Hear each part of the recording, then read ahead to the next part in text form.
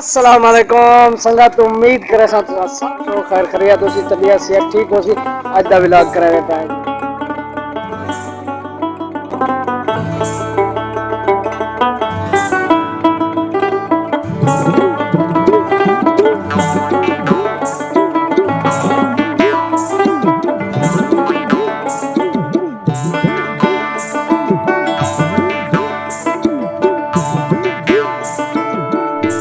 मार्का तो कोई ए वेला तो याद हो सी जिल्ले तुसां चिट्टे शिट्टे खेलते आवे ना, ये चीज़ां सारियां तो कोई याद हो सन। चिट्टे मतलब के गलोलियां हर चीज़ मतलब बचपन जे रहना हर चीज़ कने ठीक है फिट है।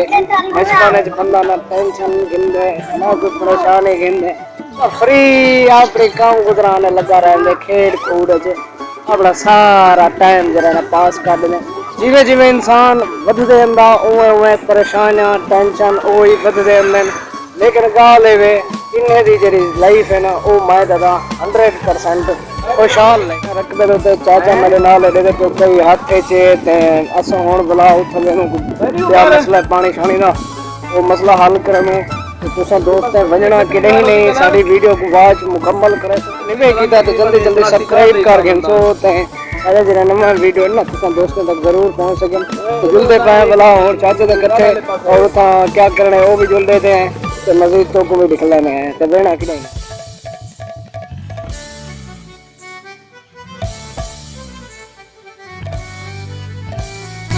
मरका जट दी जिंदगी बड़ी खराब जिंदगी में एवडे को विगे पूरे दे बन्ने मारने इदी बिना दा जी जो विग ही गिन सी टेंशन ना करो तुसा।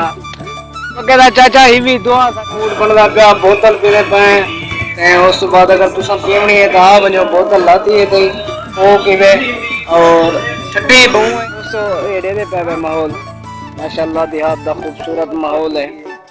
शहर ते देहात दी जिंदगी काफी सारा मतलब फर्क है। रात जरा पुरसकून माहौल होंदे, खामोशी होंदी है, शांति होंदी है, लेकिन शहर है ना जरा शोर शराबा ट्रैफिक ए भी शाय वो भी शाय वो भी नहीं पुरसकून माहौल है। जब शाम नाल बंदा अपना निकले दूर कने बच्चा वदा रहने हर चीज बनो क्योंकि इतना टाकी करो और खुशहाल जिंदगी जियो क्योंकि कम बच्चे खुशहाल घराना।